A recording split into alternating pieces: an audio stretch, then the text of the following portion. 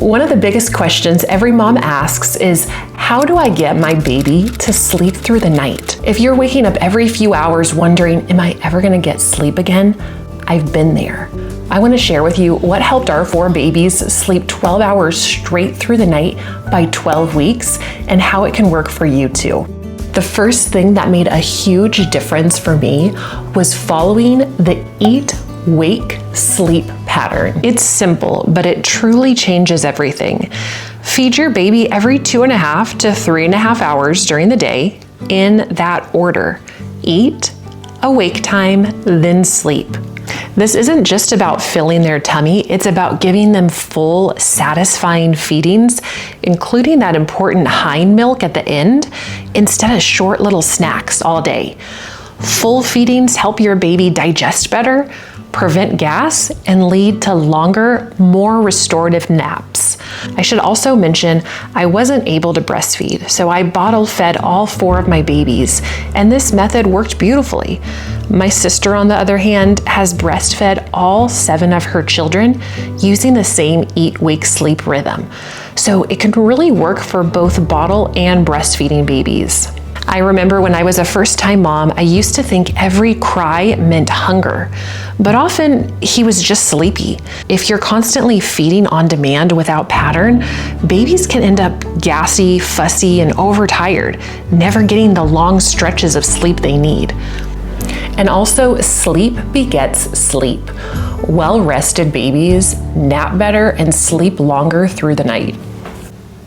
One thing that helped me tremendously was mentally noting every 3 hours when it was time to feed. It gave me a way to time block their cycles, which made it so much easier to plan the day and feel confident in their rhythm. When babies are really young, they're only awake for the time it takes to eat and change their diaper. Then they take a nap. By the time they're about 3 months old, most babies can eat and stay awake for about an hour and a half before going down for their next nap.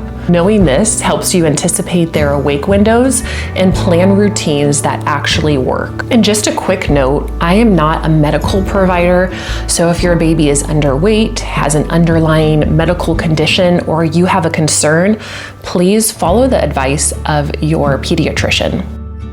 That said, most babies who are around 10 pounds and up can usually go 2.5 to 3 or 3.5 hours between feedings during the day, which makes establishing a sleep routine much easier. One key difference to note with the eat, wake, sleep cycle is that nighttime feedings don't follow the same pattern. For those, you skip the wake period. For example, if you feed your baby his first nighttime feeding at 7 p.m., you will feed them and put them right back to sleep. And the same goes for other nighttime feedings. You're not doing the play or awake period. This teaches your baby that nighttime is for sleeping, while the daytime is for eating, playing, and learning. One of the best things about following this cycle is that it gave me confidence, especially as a new mom, knowing that if I just fed my baby about an hour ago and they were crying, that cry probably wasn't for food. It was probably a cry that they were sleepy. It made me feel like I could read my baby's cues, understand the cycle, and respond intentionally instead of feeling reactive or stressed. I first learned this from my sister who used to work in the NICU, and they would call this cluster care. You would bundle all the hands-on things together, feeding, diapering, cuddling, and then they would be able to rest deeply after. And you know what? The same thing works beautifully at home. You'll start to see a calmer, more content baby and more peace for you too. The next thing is to start putting your baby down sleepy but awake. It's one of those things that sound small but make such a difference. When you let your baby fall asleep in the same place that they'll wake up, their crib, their bassinet, it builds security and predictability. It's not always easy. Sometimes you'll lay them down and they'll fuss a bit, and that's okay. You're not leaving them, you're giving them a little space to learn a new skill. As moms, we all grow in discernment here. We'll start to know the difference between a settling cry and a true need. Also, one thing to note is that babies often give little hints before they get overtired. rubbing their eyes, yawning, or just staring off into space. Putting them down as soon as you notice these sleepy cues can prevent overtiredness, which makes it harder for them to fall and stay asleep. Also, avoid relying on sleep props such as baby rockers and swings long-term, since those can make transitions later on a lot harder. Instead, help your baby learn to fall asleep where you want them to sleep, which is either their crib or their bassinet. And honestly, don't tiptoe around the house. Let your baby nap through the sound of dishes clinking or siblings playing. It helps them become a flexible sleeper. And the more you practice it, the more peaceful bedtime becomes. Tip number 3, choose an ideal bedtime and consistent wake time, ideally 12 hours apart. Choose the time you want as your baby's bedtime and then count 12 hours, and that will be your awake time. For us, that means putting our baby in their crib or their bassinet at 7 p.m. and then waking them up at 7 a.m. even if they're currently sleeping or regardless of how they slept during the night. Sticking to the same schedule helps your baby's little internal clock know that daytime is for play, nighttime is for rest. And it sets the stage for longer, more restorative sleep. And also, as a good rule of thumb, most babies who are 6 weeks old are able to stretch 6 hours during the night until their next feed. By the time they're 7 weeks, it would go up to 7 hours, 8 weeks, 8. And by the time they're 12 weeks, most babies are able to stretch a full 12 hours until their next feeding during the night. I always love sharing that because it gives new parents a light at the end of the tunnel. You're not stuck in newborn sleep forever. It does get better week by week. But consistency with those steps is your best friend. The next one is more of a mindset shift. You'll need to plan most of your naps at home. This doesn't mean you can never go out, but just know consistent naps in the crib usually lead to better nighttime sleep. When babies consistently nap in the same environment, it helps their bodies learn that the crib is a safe, predictable place to rest, which translates to longer stretches at night. Try keeping a mini pre-nap routine at home. A diaper change, a quick cuddle, or a short lullaby. Even a few predictable cues help your baby know it's time to rest. For us, I usually plan 2 or 3 mornings out a week and keep afternoons at home. It's made a world of difference in how rested everyone feels, including me. Of course, there will be days when naps happen in the car or in the stroller. That's okay. You can just pick back up on the next day. Remember, it's not about perfection.